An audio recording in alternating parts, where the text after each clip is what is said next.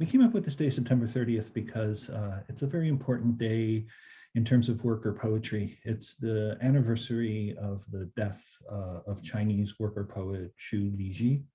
And I just wanted to read a brief passage or two from Social Poetics, in which I talk about his work to try to center us for this evening's program. He was a worker at Foxconn, the multinational corporation, huge, massive factory in China.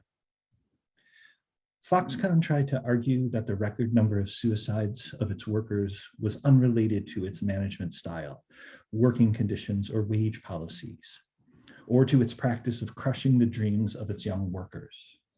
Instead, after blaming all the suicides on personal problems and mental health issues, the company encouraged employees to visit the employee care center and hit punching bags with pictures of their supervisors to vent their anger and frustration in newly opened stress release rooms.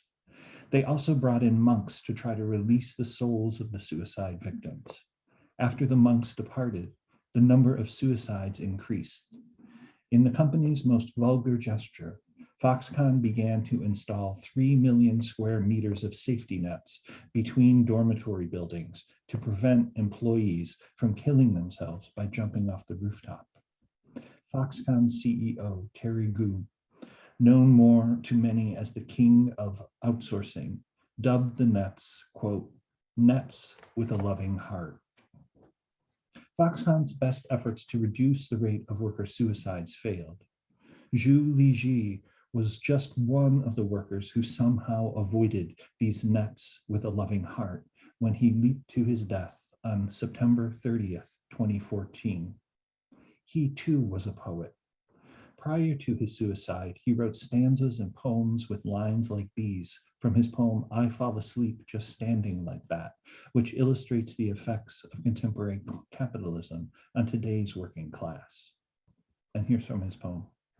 Full of working words, workshop, assembly line, machine, work card, overtime, wages. They've trained us, they've trained me to be docile, don't know how to shout or rebel.